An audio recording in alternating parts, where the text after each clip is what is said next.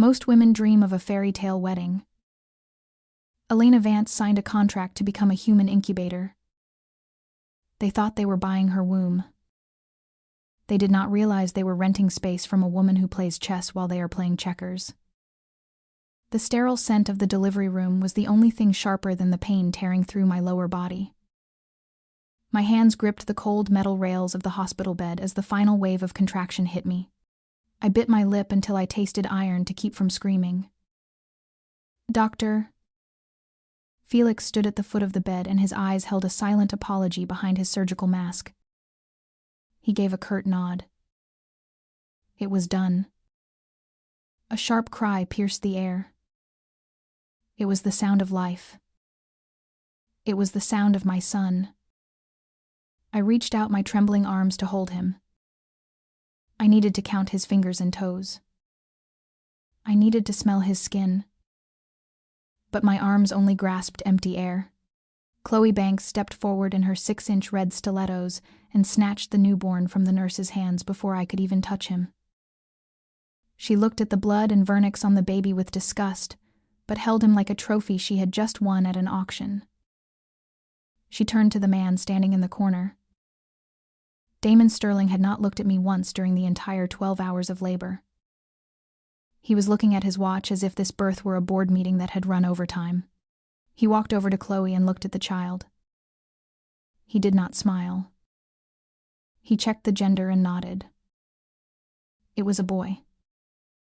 The heir to the Sterling Empire was secured. My utility was officially over. "Clean him up," Chloe said to the nurse, and her voice was like ice cracking.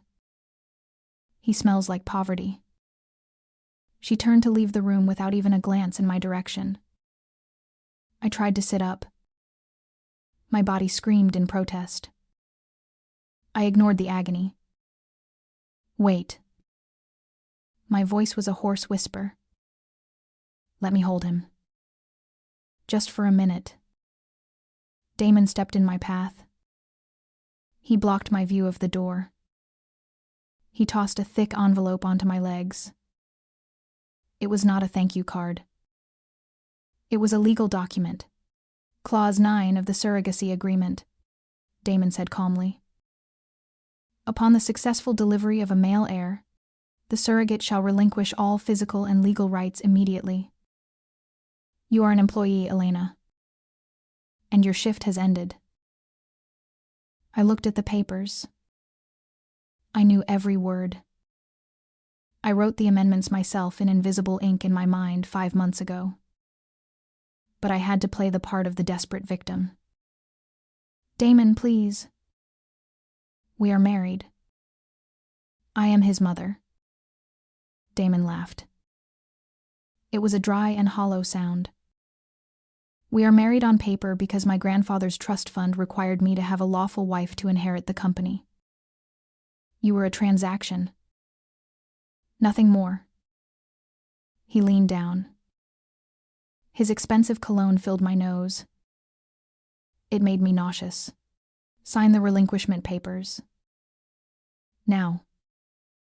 I shook my head. I gripped the sheets.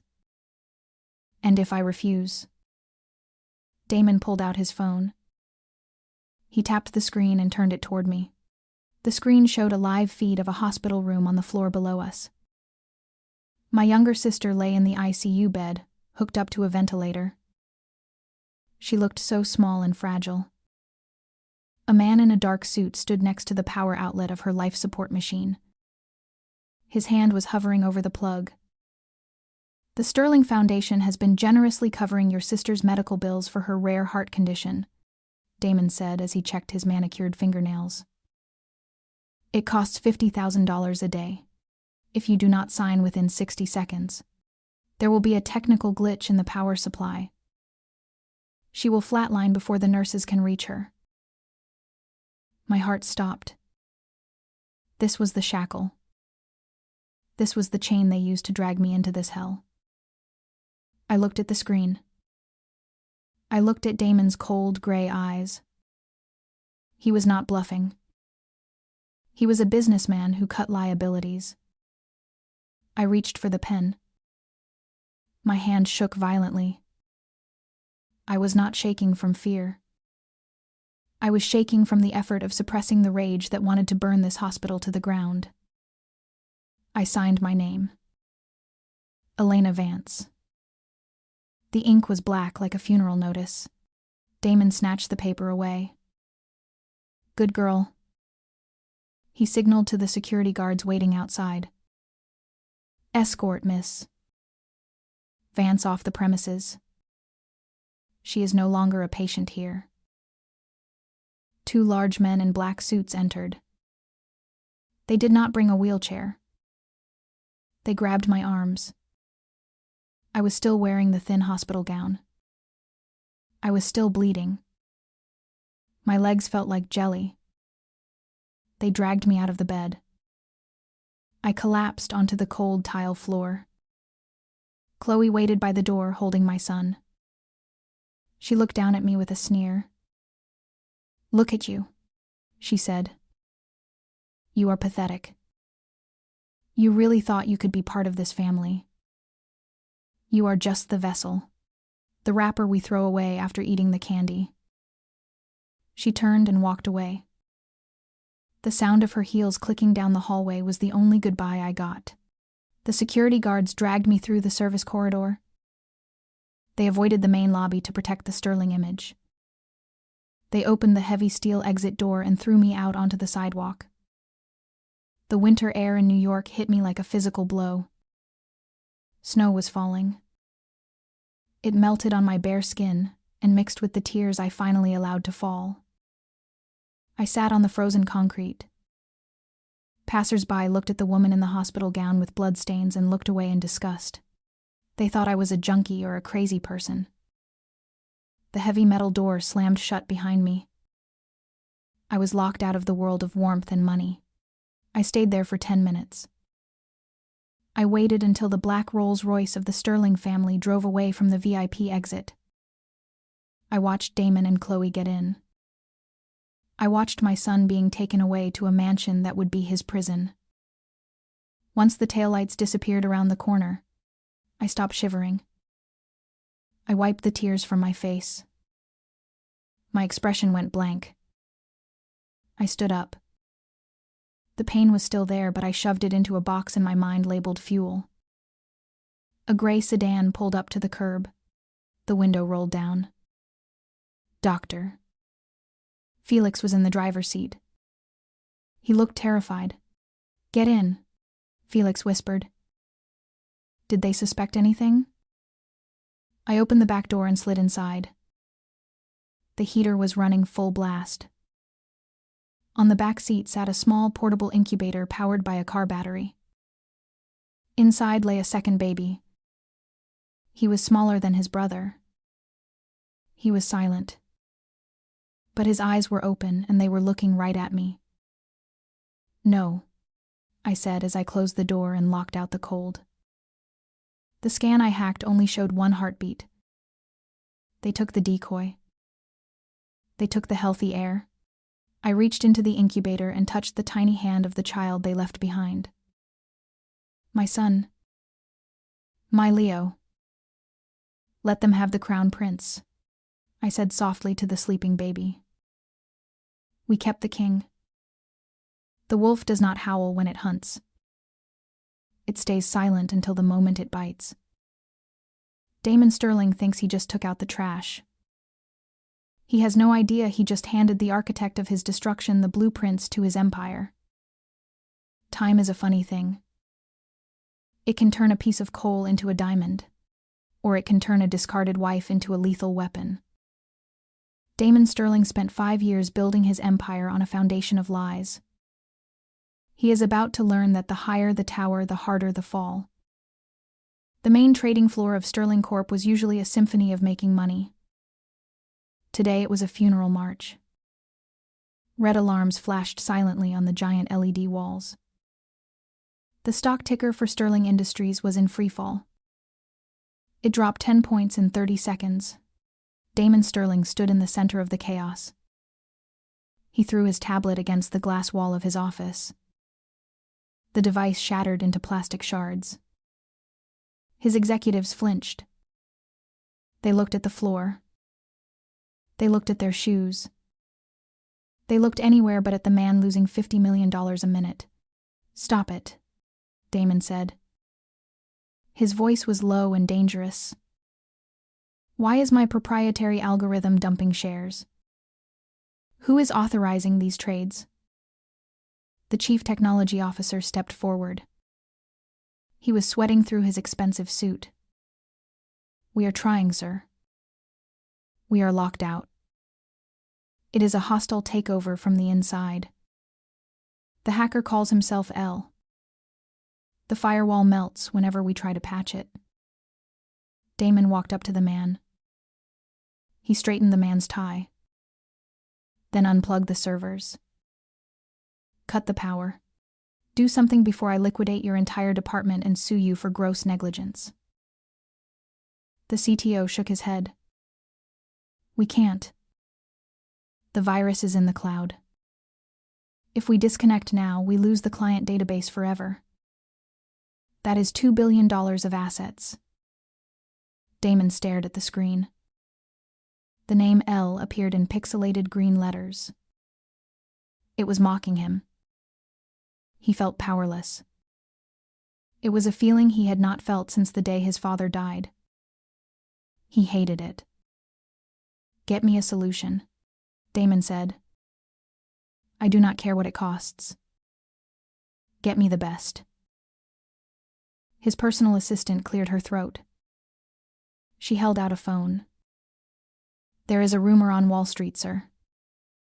When the banks get hacked, they call a ghost. They call her Ms.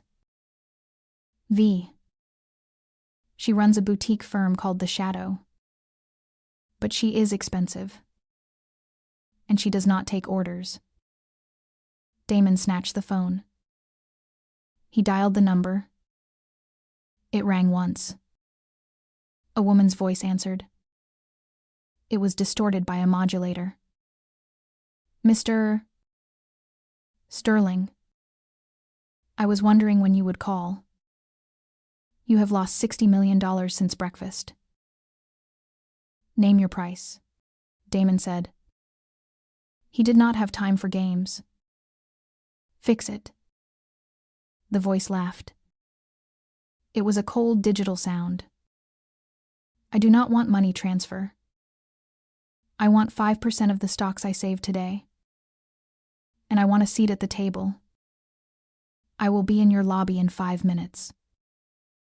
Do not keep me waiting." The line went dead. Damon looked at the phone. 5% was robbery. But 0% of a bankrupt company was worse. He buttoned his jacket. "Let her up," he told the security team. "Let's see if this ghost is real." 5 minutes later, the elevator doors opened. The entire floor went silent. A woman stepped out. She was not walking. She was gliding. She wore a white tailored suit that cost more than most people's cars. Her heels clicked on the marble floor with a rhythmic precision. Click. Click. Click. She wore dark sunglasses. Her hair was cut in a sharp bob that framed her jawline. She did not look at the employees. She walked straight toward Damon. She stopped 3 feet away. She removed her glasses. Damon froze. The eyes were familiar. They were the color of honey. He had seen them before. But where? The woman he remembered was mousy. She wore oversized sweaters. She looked at the floor. This woman looked at him like he was an interesting bacteria on a microscope slide. "Miss, I presume," Damon said. He extended his hand. She did not take it. She walked past him into his office. She sat in his chair. "You are wasting time, Mr. Sterling. The virus has just breached your offshore accounts." She opened her slim laptop. Her fingers flew across the keyboard. "This code is elegant," she said. "Childlike but brutal. Whoever wrote this L program hates you very much." Damon stood by the desk. He felt like an intruder in his own office. "Just kill it," he said. "Can you stop it?" Elena did not look up. "I can redirect it. The fee is non-negotiable. Sign the digital contract I just sent to your tablet." Damon looked at the screen. The terms were predatory. 5% equity, full access to company servers for security monitoring. He grit his teeth. He signed. "Done," Elena said. She hit the enter key. The red lights on the wall outside turned green. The stock ticker stabilized. The bleeding stopped. The room outside erupted in cheers. Elena did not smile. She tapped her earpiece. Target neutralized. "Good work, Elle. Go play with your Legos." She spoke softly. Damon frowned. "Who are you talking to?" "Your team." Elena closed her laptop. She stood up. She was tall in those heels, almost eye level with him. "My associate? He prefers to work remotely." Damon narrowed his eyes. "Have we met?" he asked. "You look like someone I used to know." "Someone insignificant." Elena picked up her Hermes bag. She leaned in close. She smelled of expensive perfume and cold rain. Not the smell of milk and fear he remembered from the hospital. "I have a common face, Mr. Sterling. That is why I am good at my job. I am nobody. And I am everybody." She turned to leave. "Wait," Damon said. "I need you to stay. This hacker will come back. I need a permanent shield. I will double your retainer." Elena stopped at the door. She turned her head slightly.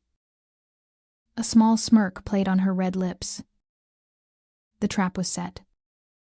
The prey had just walked into the cage and locked the door from the inside. "I am not cheap," she said. "And I do not like micromanagement." Damon nodded. "You have full autonomy. Just keep my empire safe." Elena walked to the elevator. The doors closed. As soon as she was alone, she slumped against the metal wall. Her mask cracked for a second. Her heart was hammering against her ribs. Seeing him again was like touching a live wire. But the hate was stronger than the fear. She pressed the button for the lobby. She walked out of the building and got into the back of a black sedan. A 5-year-old boy sat in the back seat. He was holding a tablet that was bigger than his head. He wore thick glasses and a hoodie. He did not look up. "Did you get the access codes, Mom?" Leo asked. His voice was small, but his tone was serious. Elena kissed the top of his head. "We got everything, Leo. We own 5% of him now." Leo tapped the screen. "Good. Because I found the file on Auntie. She is in a facility in Switzerland." He moved her. Elena went cold. "Is she alive?" Leo nodded. "Barely. But the medical bills are linked to a private account managed by Chloe Banks. They are using Auntie as leverage in case you ever came back." Elena looked out the window at the towering Sterling building. Her hands curled into fists. They were not just hurting her. They were torturing her sister to keep a ghost in check. "We are going to burn it down, Leo," she whispered. "Brick by brick." Leo looked up. His eyes were identical to Damon's gray eyes. But there was no cruelty in them. Only pure calculation. "Can I crash his car next?" Leo asked. "Not yet, baby," Elena said. "First we take his money. Then we take his reputation. Then we let him watch us take his crown." The car pulled away into the traffic of New York. The game had officially begun. The devil is in the details. Damon thinks he hired a guardian angel. He does not know he just handed the keys to the kingdom to the Queen of Hell and her little prince. Blood is thicker than water. But in the Sterling family, money is thicker than blood. Damon invited a wolf to dinner because he thought she was a sheepdog. He is about to realize that the little cub she brought with her has sharper teeth than he does. The Sterling estate sat on the highest hill in the Hamptons. It was a fortress of white stone and bulletproof glass. 5 years ago, I entered through the service entrance to scrub floors. Tonight, I walked through the front door in Louboutins that cost more than my father's life insurance policy. The butler opened the heavy oak doors. He bowed. He did not recognize the woman he used to order around. Damon stood in the foyer. He held a crystal tumbler of scotch. He looked tired. But when he saw me, his eyes sharpened. Then they drifted down to the small hand holding mine. Leo stood beside me in a miniature tuxedo. He adjusted his thick glasses. He looked like a tiny professor. "I did not know you had a child, Ms. V," Damon said. His voice was guarded. He looked at Leo with suspicion. "I hope you do not mind." "My nanny called in sick." I lied smoothly. "This is Leo. My associate." Damon raised an eyebrow. "Associate. He looks 5. Leo stepped forward. He did not smile. He extended his hand. "I am 5.5, mister. Sterling. And your foyer has a acoustic flaw. The echo suggests a structural weakness in the load-bearing wall to the north." Damon blinked. He stared at the boy. He stared at the wall. Then he laughed. It was a genuine laugh. "He is sharp. Come in. My wife is dying to meet the woman who saved our stock price." We walked into the dining room. It was set for 5 courses. At the head of the table sat a boy the same age as Leo. This was Julian. The heir. The child Chloe claimed was mine. He was throwing bread rolls at the staff. "I want pizza," Julian screamed. He swept a crystal vase off the table. It shattered. "I hate this food. I hate you." A maid rushed to clean it up. Julian kicked her in the shin. Damon sighed. He looked exhausted. He looked at his son with disappointment. "Julian, stop it," Damon said weakly. Julian stuck out his tongue. "You can't tell me what to do. Mommy said you are just the bank." Chloe Banks breezed into the room. She wore a silk dress that clung to her fake curves. She ignored the shattered glass. She ignored her screaming son. She walked straight to Damon and kissed him on the cheek. A performance for the guest. Then she turned to me. Her eyes narrowed. "So this is the computer genius," Chloe said. Her voice dripped with venom. "I expected someone older." She looked at Leo. "And you brought a playdate. How quaint." "Julian, look. A little friend for you." Julian looked at Leo. He sneered. "He looks like a nerd. Give me your glasses." Julian reached out to grab Leo's face. Leo did not flinch. He did not back down. He simply took one step to the left. Julian lunged at empty air and fell face first onto the Persian rug. He started wailing.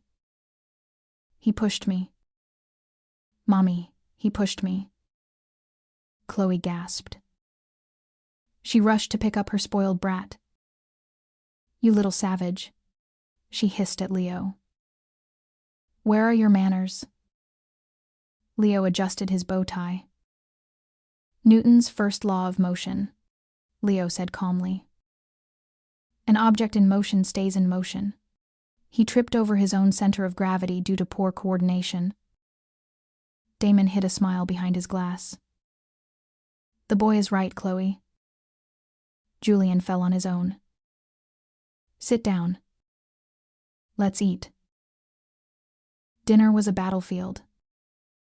Chloe spent the entire time bragging about Julian's imaginary achievements. Julian is learning French, she said. Say something in French, darling. Julian stuffed a handful of mashed potatoes into his mouth. Oui, oui, poo-poo, he shouted. He laughed and spat food on the table. Damon closed his eyes. He rubbed his temples. Miss V, Damon said, turning to me. I reviewed your portfolio. Your risk assessment for the Asian market was flawless. How did you predict the currency crash? I cut my steak. I look for patterns, Mr. Sterling. People lie. Numbers do not. My associate actually ran the simulation, I said, pointing to Leo. Damon looked skeptical. Leo, Damon asked, what do you think of the current market? Leo looked up from his plate. You are over-leveraged in tech hardware, Mr. Sterling. The supply chain logistics suggest a bottleneck in Taiwan next quarter. You should short sell now and reinvest in lithium. The room went silent. The fork froze halfway to Damon's mouth. He looked at the 5-year-old. He looked at me. Who is this kid? Damon whispered. He sounds like me. Chloe slammed her hand on the table. This is ridiculous, she snapped. You are letting a child lecture you on business, Damon. He is probably just parroting what his mother told him. He is a freak. She turned to Leo. You think you are smart because you can memorize words. You are just a charity case. She grabbed a bottle of wine. She pretended to stumble. Red wine splashed all over Leo's white shirt. Oops, Chloe said. Her eyes were gleaming with malice. Clumsy me. I hope that wasn't expensive. Leo looked at the stain. He did not cry. He looked at Chloe. Then he tapped the face of his smartwatch 3 times. It is okay, Mrs. Sterling, Leo said. His voice was innocent. Deadly, innocent. Accidents happen. Just like the accident in the kitchen this morning. The large 80-inch television screen on the wall suddenly flickered to life. The smart home system had been overridden. What is this? Damon asked. He tried to use the remote. It was jammed. The screen showed security footage from that morning. It was high definition. Chloe was standing in the kitchen. She was not the loving mother. She was holding Julian by the ear. She was twisting it hard. Julian was crying. Stop crying, you little mistake. Chloe's voice on the video was crystal clear.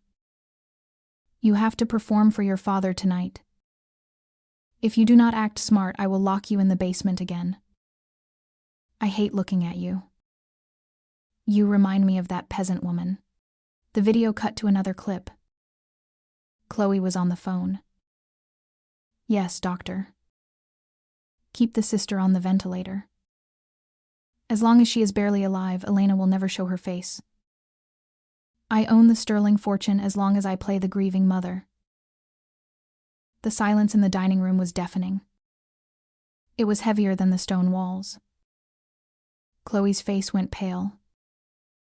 She dropped the wine bottle. It shattered on the floor. Red wine pooled around her feet like blood. Damon stood up slowly. His chair scraped against the floor. His face was a mask of pure fury. He looked at the screen. He looked at his wife. You lock him in the basement, Damon said. His voice was a low growl. And who is Elena? Chloe stammered. It is a deepfake, Damon. This woman hacked the system. She is trying to frame me. She pointed a trembling finger at me. She is the enemy. I stood up. I wiped my mouth with the napkin. I picked up my bag. I think we will skip dessert, mister. Sterling, I said coolly. Your firewall is full of holes. And so is your marriage. I took Leo's hand. We walked toward the door. Fix your house, Damon, I said over my shoulder, before it collapses on top of you. We walked out into the night air. Behind us, I heard the sound of a table being overturned and Chloe screaming. Leo looked up at me. He adjusted his glasses. That was satisfying, he said. Did you see his face? I squeezed his hand. This was just the appetizer, Leo. Now we go for the main course. The cracks in the foundation are visible now. Damon knows he is sleeping with a snake. But he still does not know the identity of the dragon standing at his gate. Science tells us that DNA is the only truth that cannot be forged. It is the biological barcode that defines who we are. But in a world run by zeros and ones, truth is just another file that can be corrupted. Damon Sterling is looking for a bloodline. He is about to find a dead end. The dining room smelled of spilled wine and expensive perfume turning sour. Chloe Banks stood by the shattered remnants of the evening. She was not crying.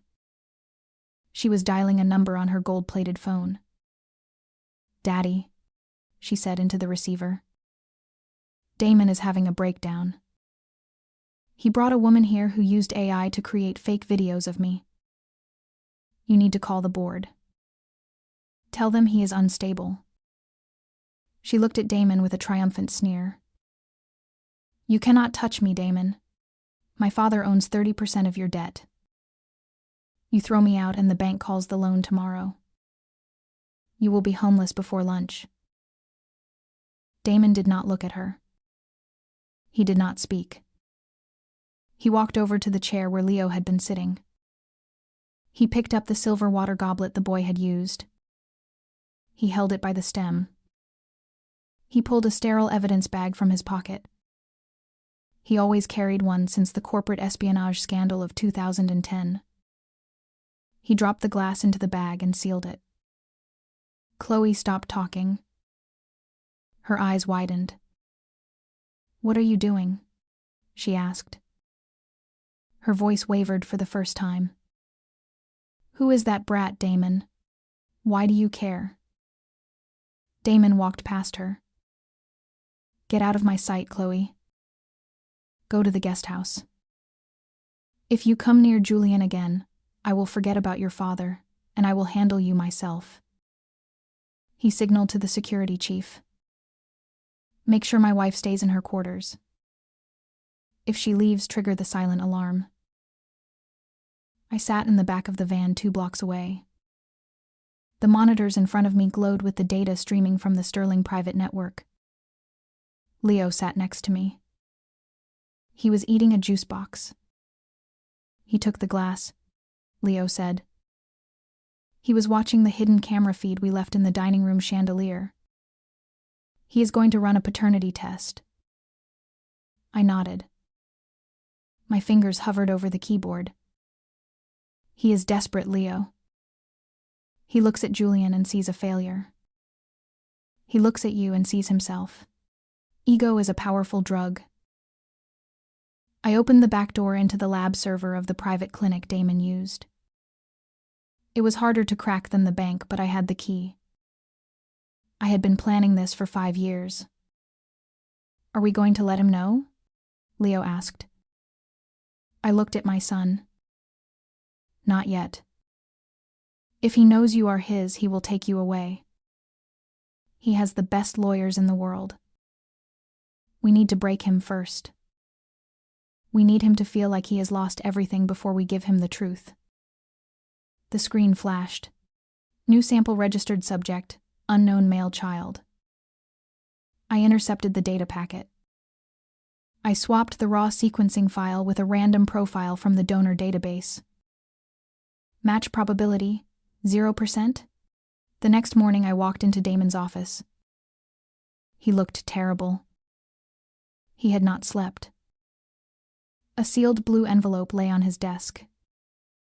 He had not opened it yet. He was waiting for me. Ms. V, he said. His voice was gravelly. Please sit. He tapped the envelope. I ran a test. On your associate. I sat down. I crossed my legs. I did not blink. I noticed the missing glass, Mr. Sterling. That is theft. But I will overlook it. What were you hoping to find? Damon picked up the envelope. His hand trembled slightly. He reminds me of someone. He has my eyes. He has my mind. I needed to know. He tore open the seal. He pulled out the paper. He read the summary line. His face fell. The light went out of his eyes. It was like watching a building collapse in slow motion. He dropped the paper on the desk.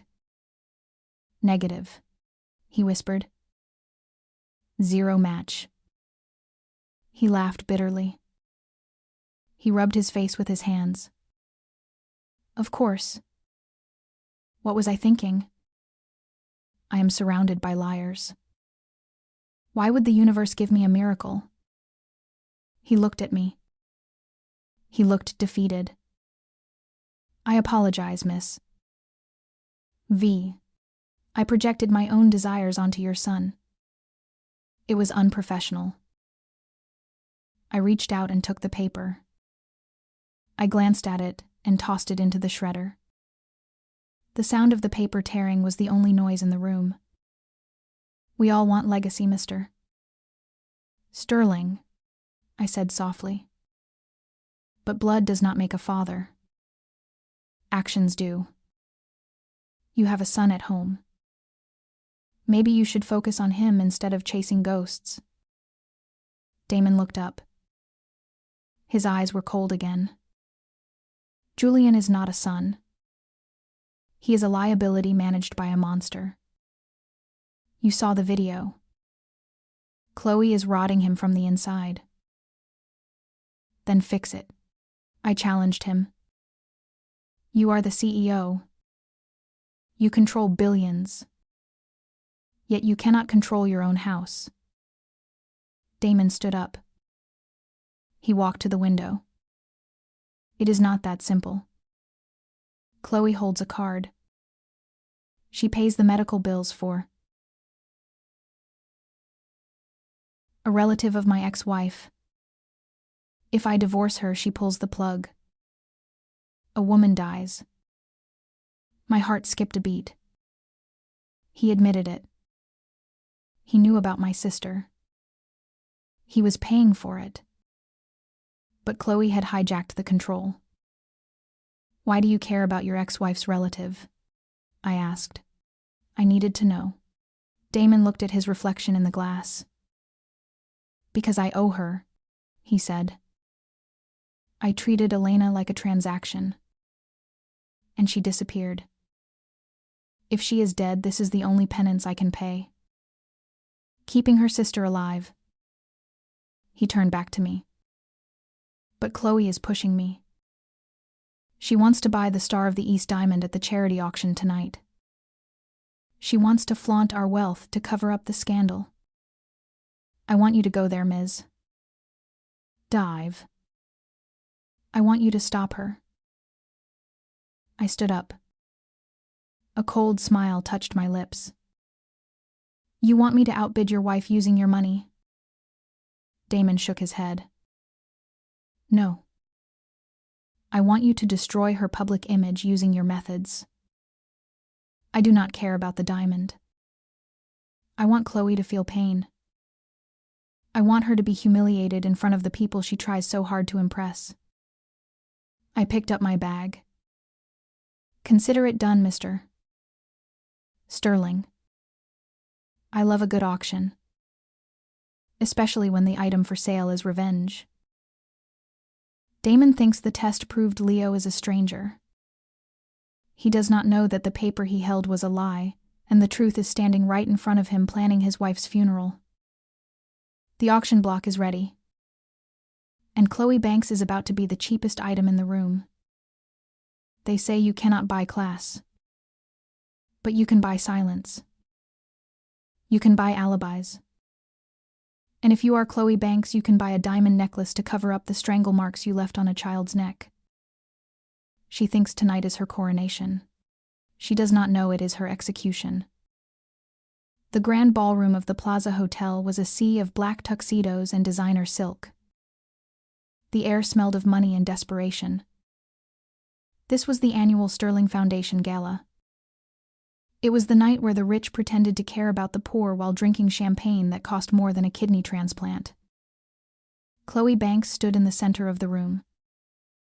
She wore a gold dress that looked like liquid metal. She was laughing too loudly. She was holding court. She was trying to drown out the rumors of child abuse that had started to whisper through the Hamptons. I walked in 10 minutes late. It was a calculated move. I wore a dress of midnight blue velvet. It was simple. It was severe. It covered everything but hinted at everything. The room went quiet as I descended the stairs. I felt the eyes of every man in the room on me. But I only cared about one pair of eyes. Damon Sterling was watching from the VIP balcony. He raised his glass to me. The signal was given. The hunt was on. I walked straight toward Chloe. The crowd parted like the Red Sea. Ms. 10 Vri, Chloe said. Her smile was tight. It did not reach her eyes. I am surprised you showed your face. After the deepfake stunt you pulled at my house. She swirled her drink.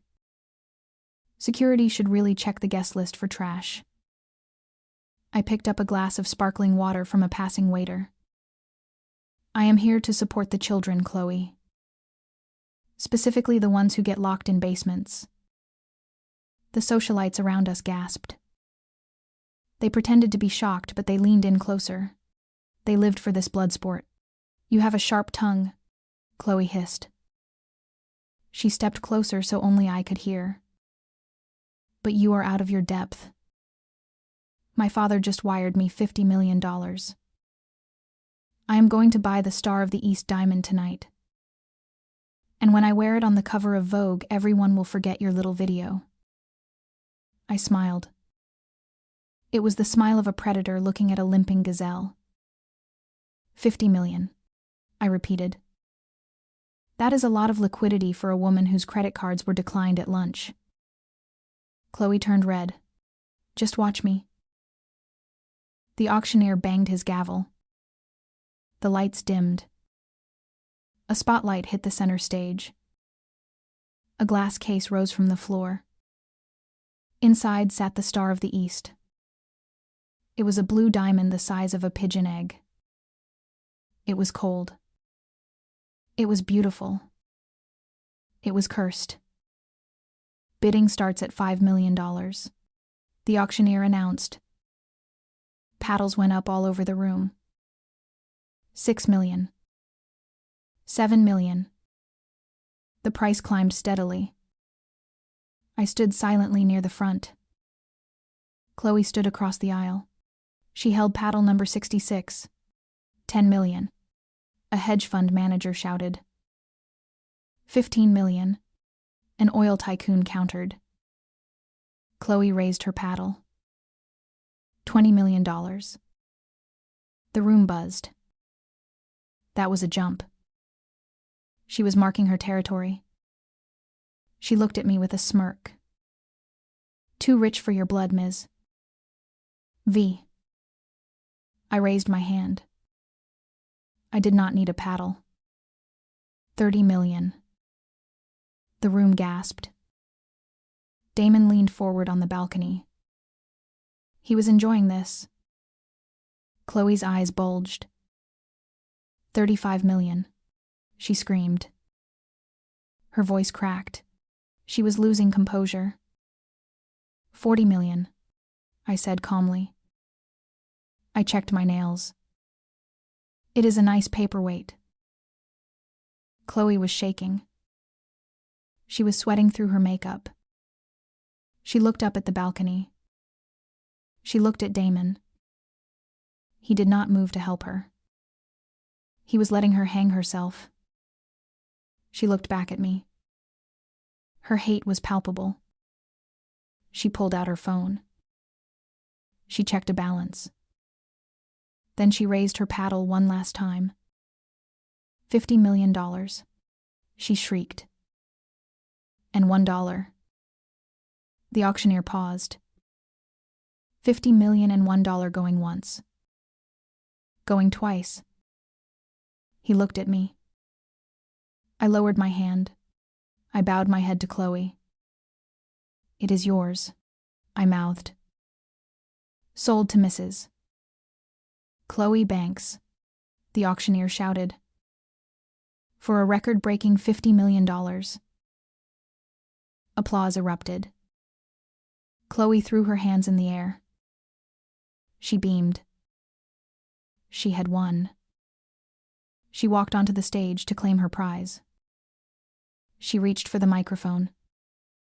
Thank you, she said. This diamond represents the strength of the Sterling family. No matter what lies are told, we always shine. Suddenly, the giant screen behind her flickered. The logo of the Sterling Foundation disappeared. A black screen appeared with a green command prompt. My earpiece buzzed. Showtime, Mom, Leo's voice whispered. Processing payment. A robotic voice boomed over the speakers. The crowd went silent. On the screen, a bank transfer receipt appeared in high definition. Amount $50 million. From the Sterling Children's Leukemia Fund. Authorized by Chloe Banks, Treasurer. Status approved. The silence in the room was absolute. Then the whispers started. They grew into a roar. She stole from the cancer fund. A woman shouted. That money was for the hospital. Chloe turned around. She saw the screen.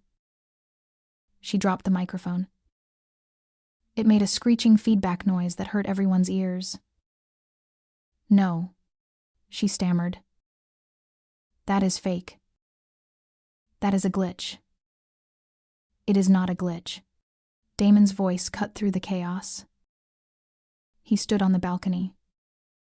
He held a microphone. It is an audit. Damon walked down the stairs. He did not look at his wife. He looked at the police officers who were entering the back of the room. Officers, Damon said. Please arrest this woman for embezzlement and fraud. And add a charge for child endangerment. Chloe backed away. She looked at the crowd. No one offered to help. Her friends turned their backs. Her father was nowhere to be seen. "Damon, please," she cried. "I did it for us. To save our image." "You did it for vanity," Damon said, cold as ice. "Take her away." Two officers grabbed Chloe's arms. They handcuffed her in her gold dress. The metal cuffs clashed with her diamond bracelets. As they dragged her past me, she lunged. She tried to spit on me. "You planned this," she screamed. "You witch. Who are you?"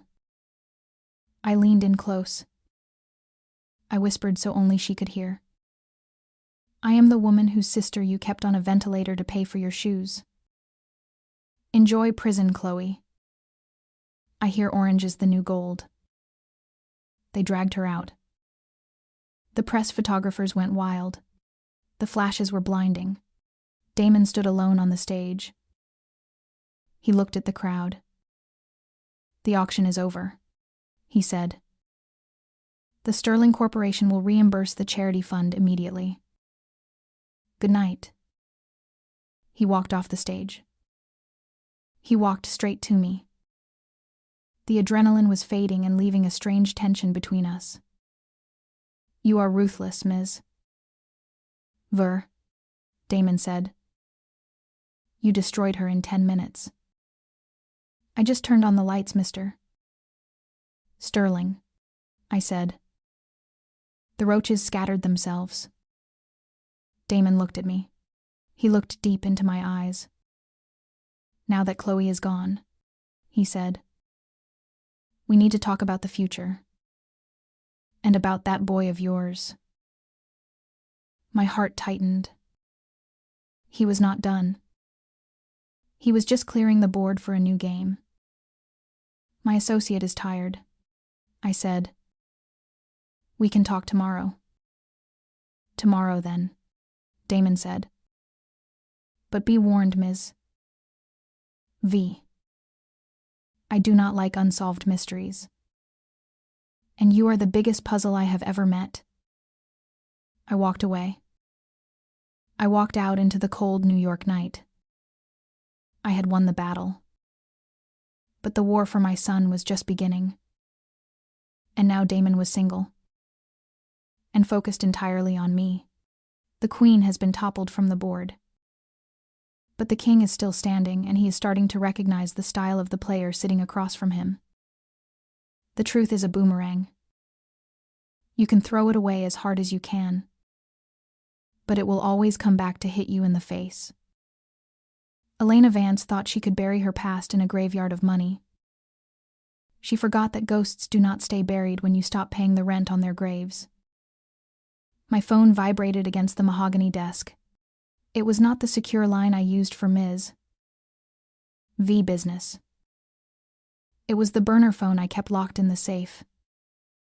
Only one contact had this number. The Geneva Private Clinic. I picked it up. My hand felt cold. "Miss Vance." The administrator's voice was as sterile as a scalpel.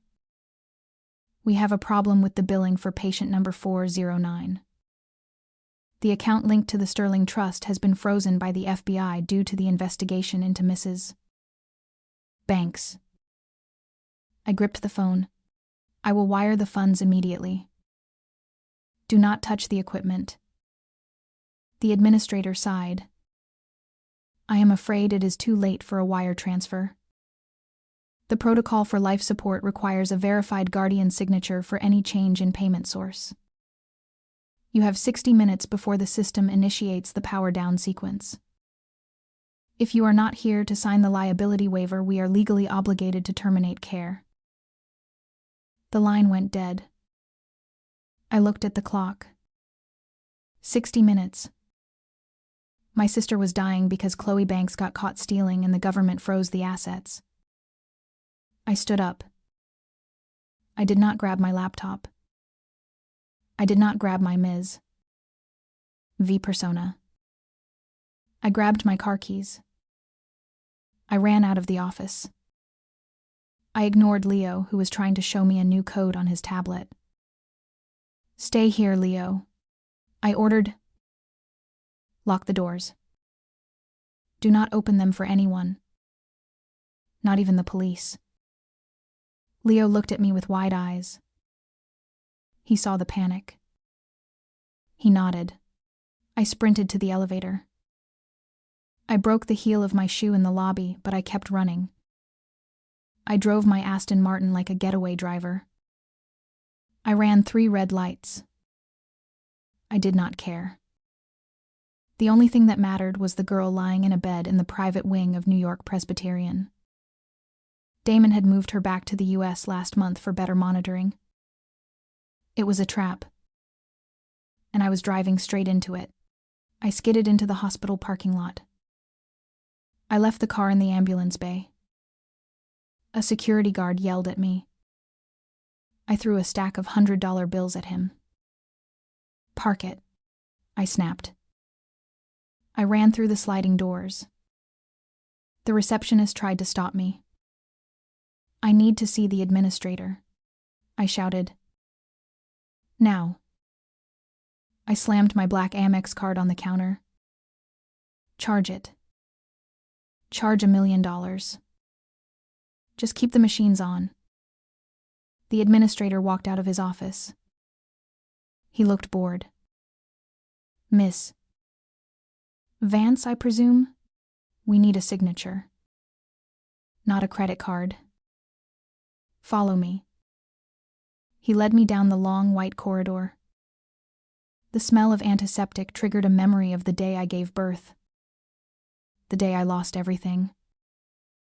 I pushed it down. I walked into room 409. There she was. My sister. Sarah. She looked like a sleeping doll. Tubes ran in and out of her thin arms. The ventilator hissed rhythmically. It was the only sound keeping me sane. I rushed to the bedside. I touched her hand. It was warm. She was still here. "I am here, Sarah," I whispered. "I won't let them hurt you." The administrator cleared his throat. He held out a clipboard. "Sign here.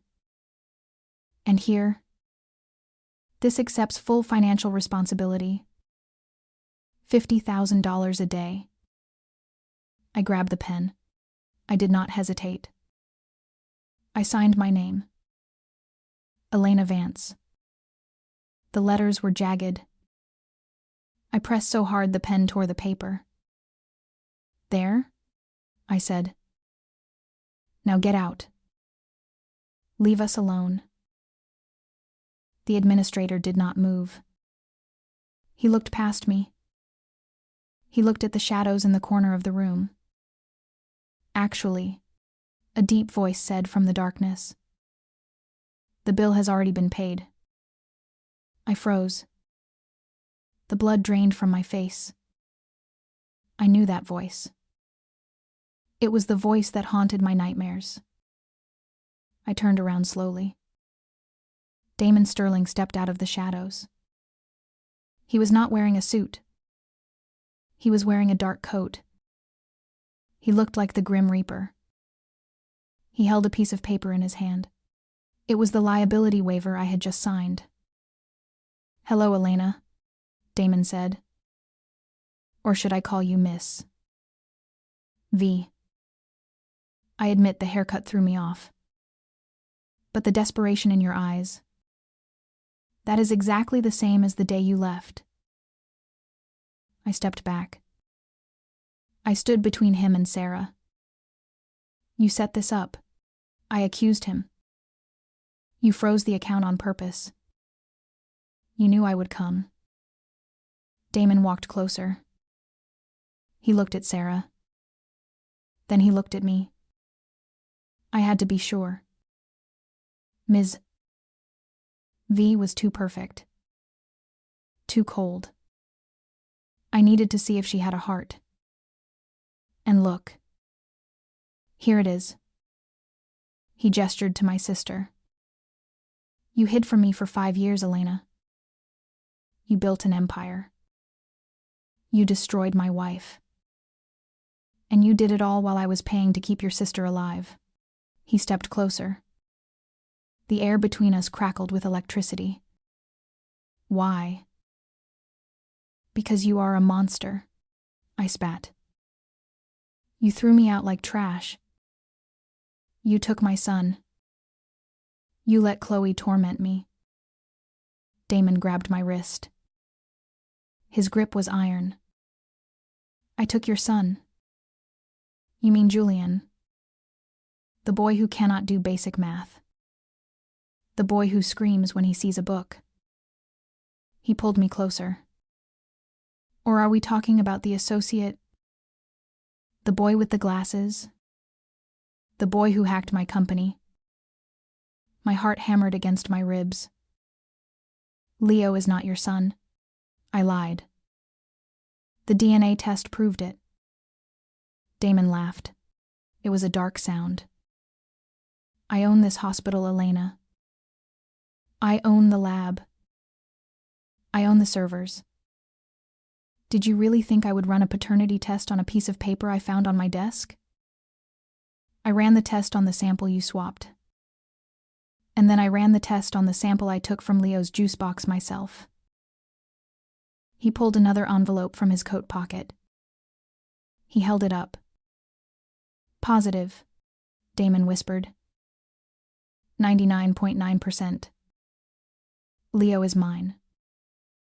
You stole my heir. You stole my blood. I tried to pull away. I saved him. I screamed. I saved him from becoming Julian. Look at what your world did to that child. Julian is a broken toy because of you and Chloe. Leo is a king because I raised him. Damon's eyes flashed with anger. But there was something else there too. Regret. You have no right, he said. He is a Sterling. He is a Vance, I countered. And if you try to take him, I will burn your company to the ground. I already own 5%. I will buy the rest and fire you. Damon stared at me. He looked at the fire in my eyes. He released my wrist. He stepped back. He adjusted his coat. You are not the woman I married, he said. She was weak. You are. Terrifying. He walked to the door. He put his hand on the handle. You want a war, Elena? Fine. But wars have casualties. He looked at Sarah. I am moving your sister to the Sterling Manor. Under my personal medical team. No, I shouted. You cannot move her. She is too fragile. Damon opened the door. Then come with her.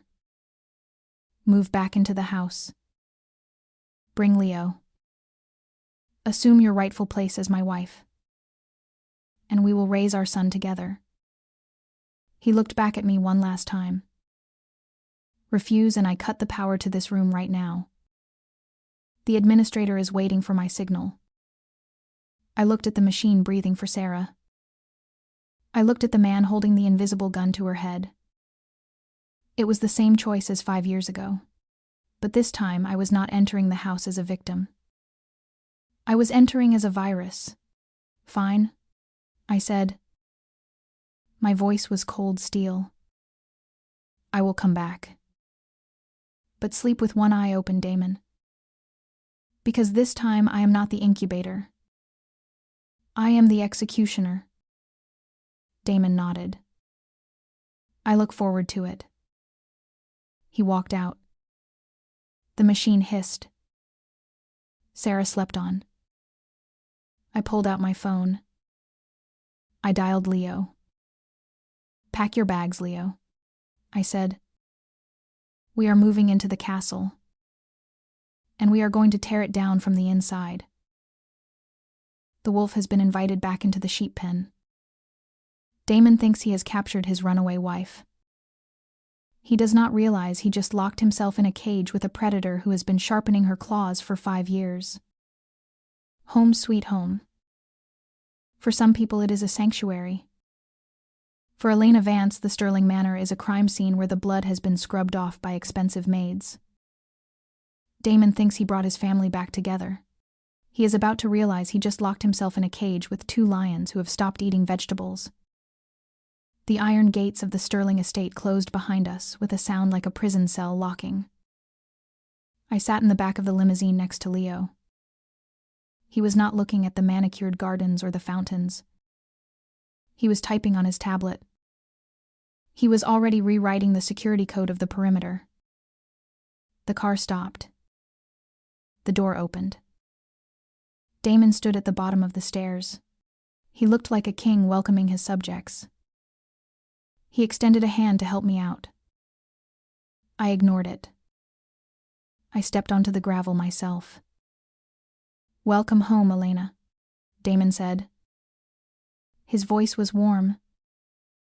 It was a fake warmth. "Your sister is comfortable in the East Wing medical suite. My doctors are with her." I adjusted my coat. "She better be comfortable, Damon. Because if her heart rate monitors spike even once, I will spike your stock price into the ground." Damon stiffened. He lowered his hand. "We are a family now. Stop threatening me."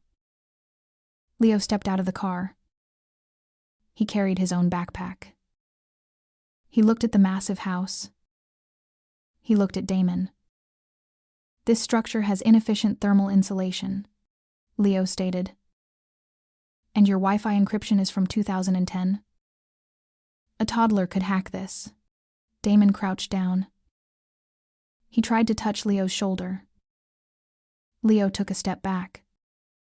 "Personal space," Leo said coldly. "We are not there yet." We walked inside. The foyer was lined with servants. They bowed. They knew who I was. The maid who used to sneer at me 5 years ago was now trembling. She kept her eyes on the floor. "Take Mrs. Sterling's bags to the master suite," Damon ordered. "No," I cut in. "Guest suite. The one furthest from yours." Damon's jaw tightened. "Fine. But we eat dinner together. 7 o'clock. Do not be late." At 7 o'clock, the dining room was a battlefield. Julian sat at the table. He was glaring at Leo. Julian looked disheveled. His mother was in jail and his father was ignoring him. He was a prince without a crown. "Who is the nerd?" Julian spat. He stabbed his steak with a fork. "Why is he sitting in my chair?" Damon sighed. He swirled his wine. "Julian, be polite. This is Leo. He is your brother." Julian slammed his fork down. "I do not have a brother. My mom said that woman is a surrogate. That means she is a rental. Her kid is trash." Damon slammed his hand on the table. "Enough," he commanded. "One more word and you go to military school." Julian shrank back. He looked at Leo with pure hatred. Leo did not look up from his food. He cut his meat with surgical precision. "Your anger is misplaced, Julian," Leo said calmly. "You should be angry at the genetic lottery. It clearly shortchanged you." Julian turned red. He grabbed his glass of water. He threw it at Leo. Leo did not flinch. He did not move. He simply held up his silver tray. The water splashed harmlessly against the metal. Reflexes, Leo said. Too slow. Julian screamed. He jumped out of his chair. He rushed at Leo. He wanted to hit him. Leo slid out of his chair. He stuck out his foot. Simple physics. Julian tripped. He flew forward. He face-planted into a bowl of spaghetti. The sauce covered his face. He looked ridiculous. I hate you, Julian wailed. I want my mommy. Damon stood up. He looked at Julian with disgust. Clean him up, he ordered the maids. And take him to his room. I cannot look at him. He turned to Leo. He looked impressed. You handled that well. Leo wiped a speck of sauce from his sleeve. He is predictable. Unstable variables always crash the system. Damon smiled. You are definitely my son. Come to my study. I want to show you something. I bought you a Cray supercomputer terminal. Leo looked at me. I nodded. Go, I said. Inspect the hardware. Leo walked away with Damon. I watched them go. My heart ached. I wanted to grab my son and run. But we had to play the game. I walked to the kitchen. I needed to check the food for poison. I trusted no one. An hour later, I went to Leo's room. It was not a child's room. It was a command center. Monitors were set up everywhere. Leo was typing furiously. Did you like the computer? I asked. Leo spun around in his chair. It is adequate. But Damon tries too hard. He thinks tech can buy loyalty. Leo held up a small plastic bag. Inside was a single hair. I got this from Julian when he tripped. He shed it on the carpet. I closed the door. Why do you need Julian's hair?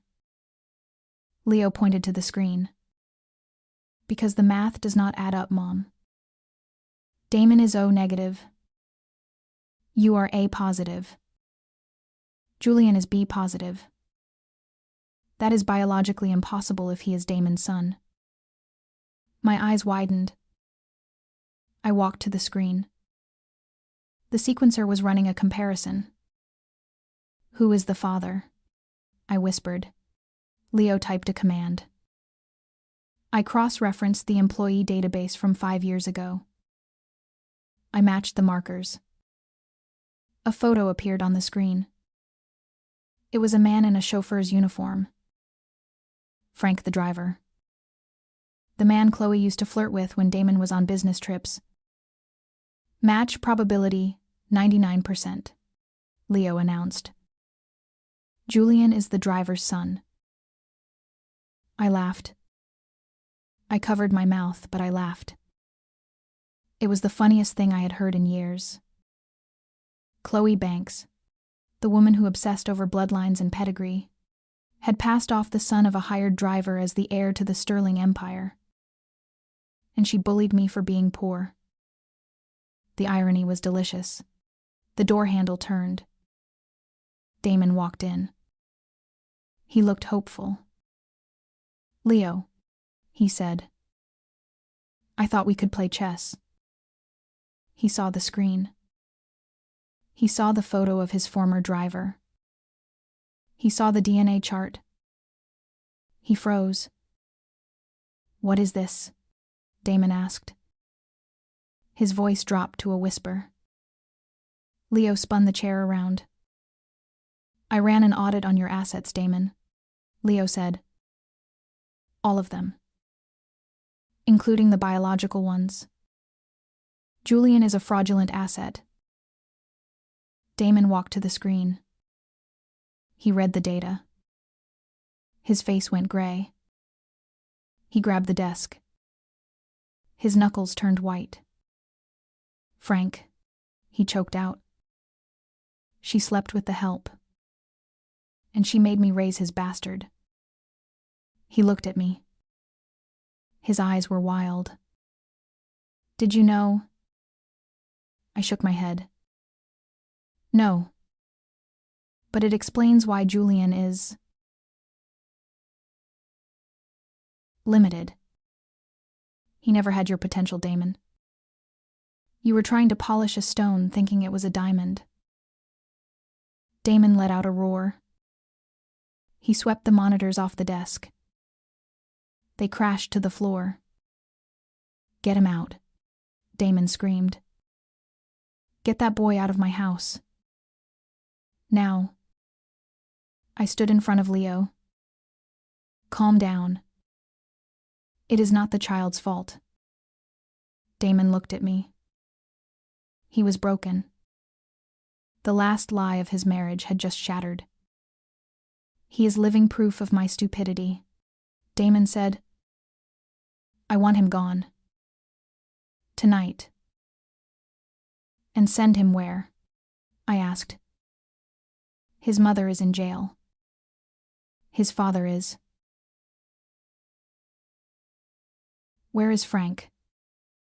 Damon straightened his tie. He regained his cold composure. "Frank had an accident 2 years ago. Brake failure.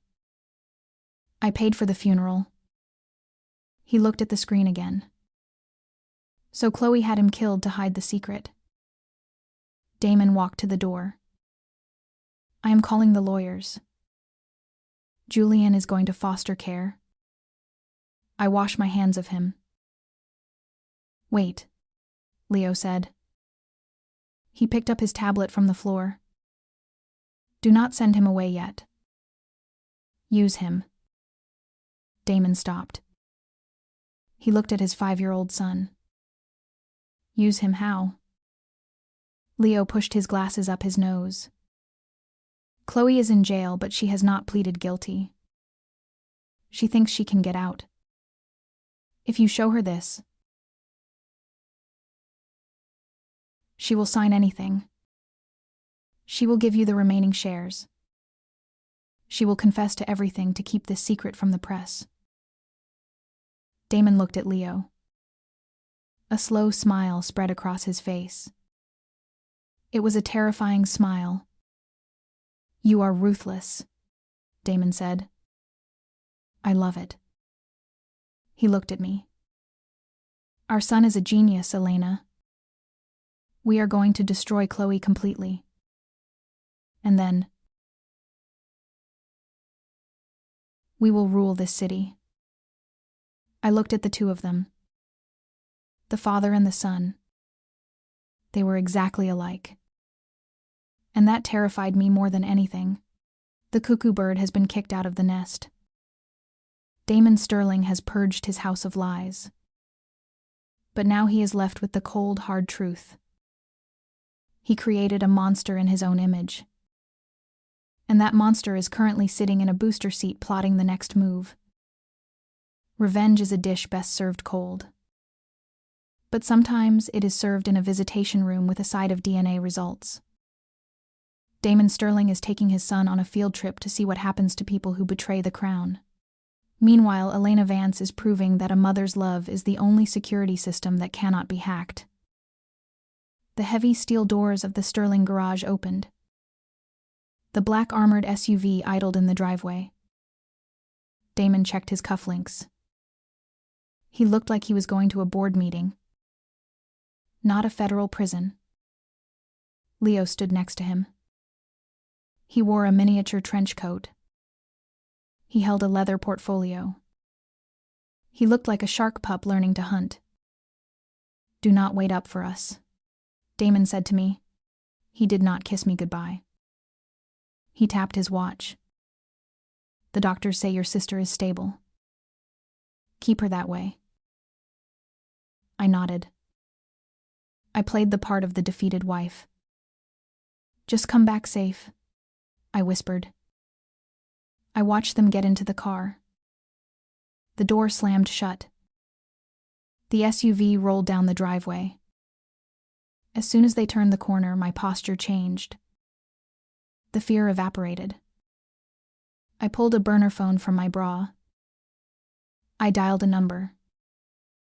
"Now," I said.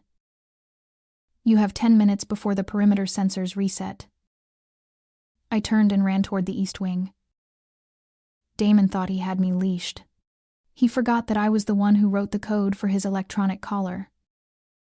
The visitation room smelled of bleach and despair. Chloe Banks sat on the other side of the glass. She wore an orange jumpsuit that clashed with her pale skin. Her hair was greasy. Her roots were showing. She looked 10 years older. When she saw Damon, she smiled. It was a desperate, broken smile. "Damon," she cried into the receiver. "You came. I knew you would come. Get me out of here. The food is inedible." Damon sat down. He did not pick up the phone immediately. He let her panic for a full minute. Then he lifted the receiver. "You look well, Chloe," he said smoothly. "Orange suits you." Chloe's eyes darted to Leo. "Why did you bring that thing?" she hissed. Damon handed the phone to Leo. Leo looked at the woman who had tormented him. He did not blink. "Hello, Mother," Leo said. The word dripped with irony. "We brought you a gift." Leo opened the portfolio. He pressed a document against the glass. It was a DNA test result. Subject, Julian Banks. Father Frank the driver. Chloe froze. Her face went white. She stopped breathing. "That is a lie," she stammered. Frank is dead." Leo pulled out another photo. It was a police report of a car accident. "Brake failure." "We know about the mechanic you paid, Chloe," Leo said. His voice was terrifyingly calm. "We have the bank transfer.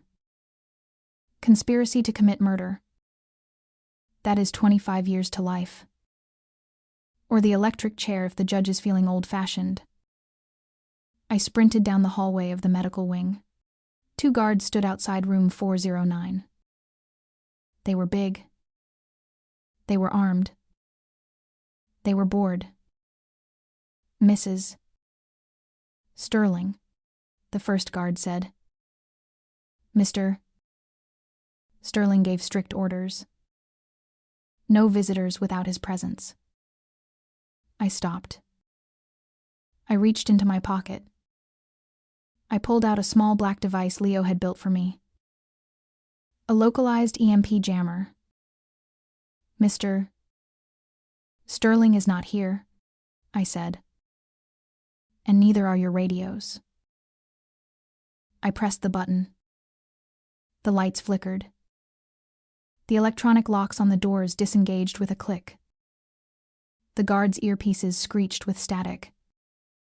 They grabbed their ears in pain. "What the hell?" the guard yelled. While they were distracted, I kicked the fire alarm lever. The klaxons began to wail. Emergency protocol initiated. All external doors unlocked automatically. "Doctor?" Felix burst through the service entrance with 2 paramedics. They pushed a gurney. "Go," I screamed. "Grab her." We rushed into the room. Sarah lay there unconscious. We disconnected the Sterling monitors. We hooked her up to the portable battery. The guards drew their tasers. "Step away from the patient," one shouted. I picked up a scalpel from the tray. I stood between them and my sister. Touch her and I will sever your femoral artery, I warned. I know anatomy. Do you? They hesitated. In that second, Felix rolled the gurney out the door. The ambulance was waiting. The ambulance siren faded into the distance. Sarah was gone. She was safe. I stood in the empty medical room. The guards were furious. They were calling Damon. The room was silent, except for the hum of the empty machines. I sat down on the empty bed. I waited. My phone buzzed. It was a text from Felix. Package secure. We are airborne. I let out a breath I had been holding for 5 years. The lock was broken. The shackle was cut. Now it was just me and the monster. The front door slammed downstairs. I heard heavy footsteps.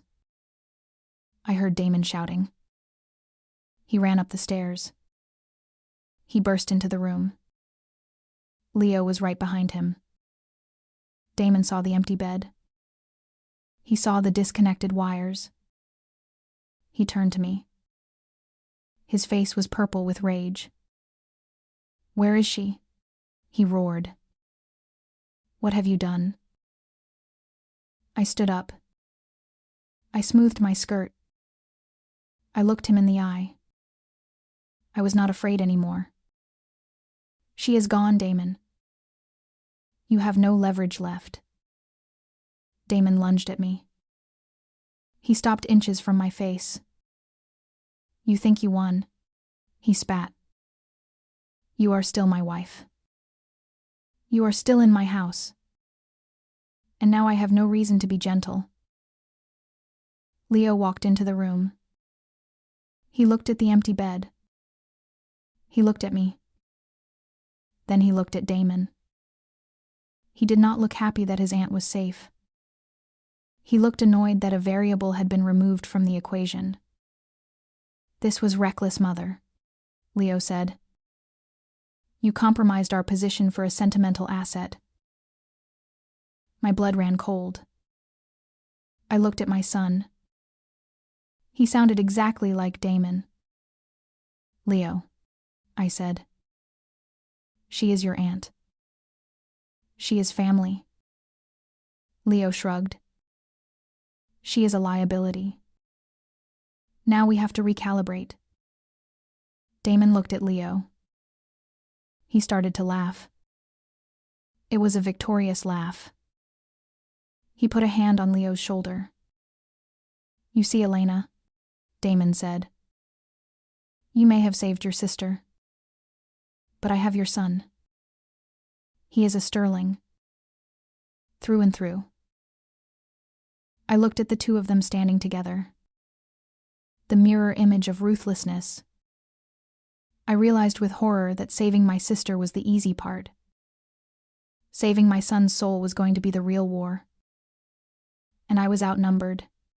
The cage door is open, but the bird refuses to fly because it has fallen in love with the hawk. Elena Vance has won her freedom but lost her ally. The final battle will not be fought with lawyers or guns. It will be fought for the heart of a 5-year-old boy. In chess, there is a move called the sacrifice. You give up your most powerful piece to lure the opponent into a trap. Damon Sterling thinks he just won the game because he captured the queen. He is about to realize that the queen was never the target.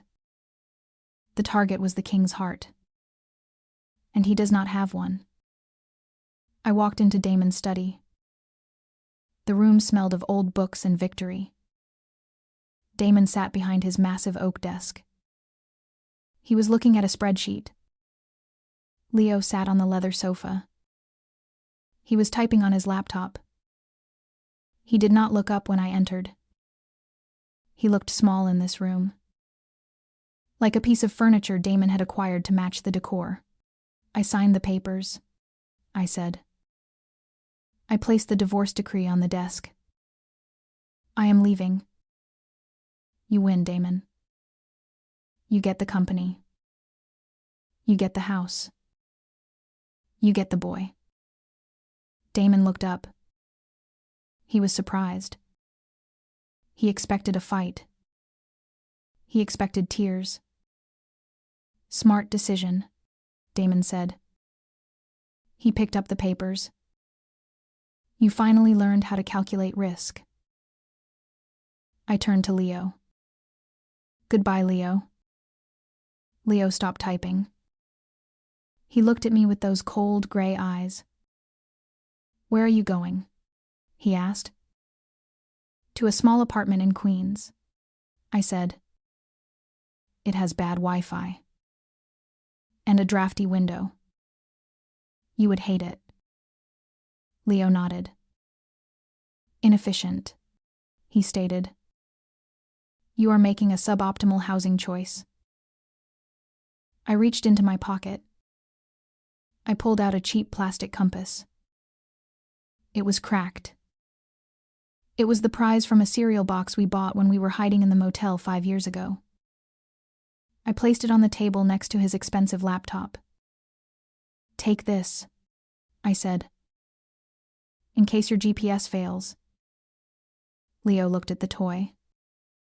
He looked at me. Why? He asked. Because north does not change, Leo, I said softly. Even when the map does. I walked out. I did not look back. I walked out of the massive front doors. The snow was falling again. Just like the night I was kicked out 5 years ago. But this time I was walking away on my own 2 feet. I sat on the bench at the bus stop outside the gate. I checked my watch. I gave it 1 hour. Inside the study, Damon poured himself a drink. She is gone, he said. Now we can focus. I want you to hack the Federal Reserve database, Leo. Just a peek. I need to know the interest rate hike before the market opens. Leo looked at the plastic compass. He spun the needle. I am hungry, Father, Leo said. I would like grilled cheese. Damon frowned. The chef is off duty. Eat an energy bar. We have work to do. Leo did not move. I also have a fever. Leo lied. My temperature is elevated. Damon sighed. He picked up his phone. I will call the concierge doctor. He can be here in 40 minutes. Go to your room and wait. Damon turned back to his screens. And take that plastic trash with you. It scratches the table. Leo looked at the compass. Then he looked at his father. For the first time, he saw Damon not as a mentor but as a mirror. He saw a man who would trade a son for a stock tip. He saw a lonely king in a cold castle. Leo stood up. He closed his laptop. No, Leo said. Damon did not look up. What did you say? Leo walked to the main server panel on the wall. I said no. The return on investment for this relationship is negative. Leo typed a command. Protocol 0 initiated. The lights in the study turned red. The alarm system disengaged. The front gates slowly began to open. What are you doing? Damon shouted. He stood up. Stop that. Leo picked up his backpack. He put the plastic compass in his pocket. I am correcting a variable, Leo said. I do not want to be a Sterling. I want to be a boy. He walked out of the room.